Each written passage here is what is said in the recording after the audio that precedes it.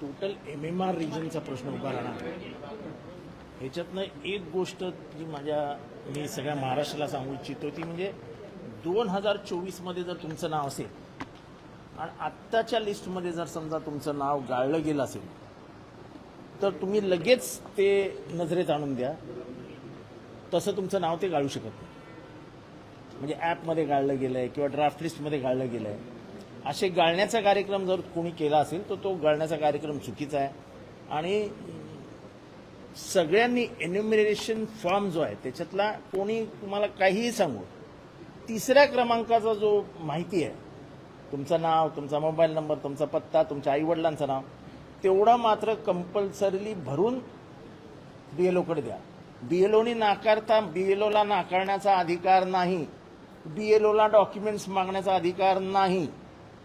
Document मागण्याचा अधिकार आहे, पण नसली डॉक्युमेंट तरी तुमच्याकडे इन्युमरेशन फॉर्म भरून घेऊन टाक. म्हणजे मी घेणार नाही, तुमचे डॉक्युमेंट्स नाही, याला काय अर्थ नाही. आता आम्ही ते क्लिअरन्स करून घेतलेलं आहे आणि आता आज जाणार पण आहे त्यांचं परिपत्रक BLOनं. हे जेवढं सोपं करता येईल तेवढं करण्याचा प्रयत्न आम्ही सगळे मिळून करतो आहोत. की नागरिकांना खूप त्रास होतोय, खास करून जे अशिक्षित नागरिक आहेत. आणि मी आत्ताही तुम्हाला सांगतो की ह्याच्यातनं शेवटी प्रश्न उभा राहील नागरिकत्वाचा. सर्वात मोठा धोका कुठे आहे? सर्वात मोठा धोका आहे नागरिकत्वाचा, जो माझ्या दृष्टीने फार महत्वाचा आहे. कारण का घरं नसलेली जाती जमाती आपल्याकडे किती आहेत? अनेक जाती जमाती आहेत ज्यांना लहानपणापासून ज्यांनी घरच बघितली.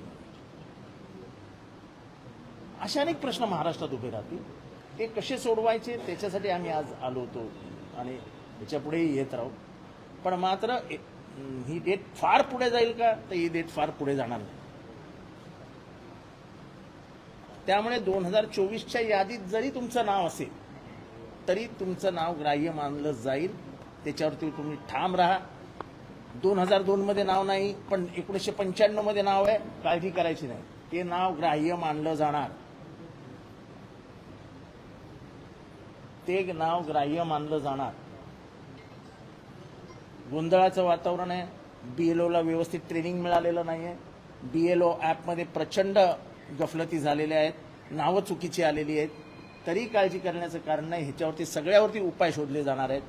आणि तसं चोक्कलिंगम साहेब यांनी अत्यंत समजूतदारपणाने आमच्या सगळ्या समस्या ऐकून घेतल्या. त्यांची भूमिका सकारात्मक आहे की कोणाचंही वोटिंग राईट जाऊ नये. कारण का पहिल्यांदा या भारताच्या इतिहासामध्ये पहिल्यांदा SIR is linked to your citizenship. आजपर्यंतच्या इतिहासामध्ये जितके इलेक्शन कमिशनर येऊन गेले त्यांनी कधीही तुमचं नागरिकत्व हे तुमच्या वोटिंग लिस्टशी जोडलं नाही. पण आता SIRशी तुमचं नागरिकत्व लिंक करण्याचा कार्यक्रम सुरू झाला आहे. आणि हे उगाच कारण नसताना 40 लाख बांगलादेशी आहेत. मी सांगतो मुंबईत 40,000 शोधून भारत जाऊ द्या. पण हे माहोल खराब करण्याचं काम, हे प्रेशर आणण्याचं काम आहे. आणि त्याच्यामुळे कोणी हे नाही. मला वाटतं की हे व्यवस्थित जर कार्यकर्ते आणि BLO जर बसले तर याच्यातनं व्यवस्थित मार्ग निघून जाईल. बंगालचं ताजं उदाहरण आहे. बंगालमध्ये ज्या निवडणुका झाल्या त्या निवडणुकांमध्ये लाखो नागरिकांचं त्या ठिकाणी नाव वगळण्यात आलेलं होतं आणि त्यांच्याकडे सुनवाई सुद्धा नव्हती, कुठलंच रिट्रेसलची प्रक्रिया हे नव्हती. तर त्याचं कारण असं की तिथे लगेच निवडणुका होत्या. आपल्या इथे तर तो प्रश्न उभा राहणार नाही. आपल्या इथे समजा नाव जरी गाळले गेले तरी फॉर्म नंबर 6 आहे, आपल्याला लगेच वोटिंग फॉर्म भरता येईल आणि वोटर होता येईल.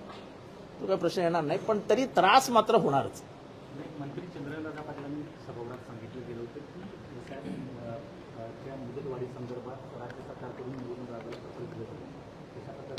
नाही, काही पत्र दिल्याचं माझ्या कानी नाही आहे. आम्ही पत्र दिलेलं आहे आज की SIRला मुदतवाढ देण्यात यावी. आता सध्या तुम्हाला माहिती आहे कसं आहे. ज्ञानेश कुमार की जय हो.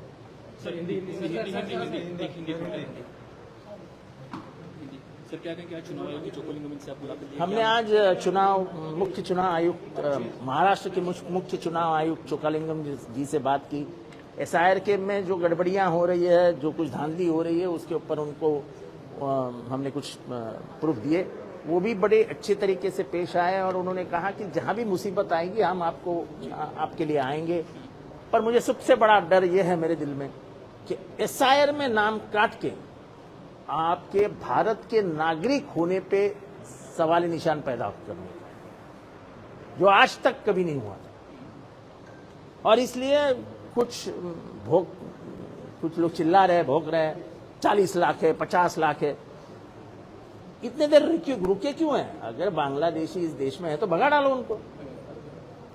पर खामोखा नागरिकों को परेशान करना, और इसमें सबसे ज्यादा दिक्कत क्या है, जो बीएलओ बैठे हैं उनको ट्रेनिंग ही नहीं दी गई। प्रॉपर ट्रेनिंग अगर बीएलओ को दी जाती तो आज ये मुसीबतें नहीं खड़ी।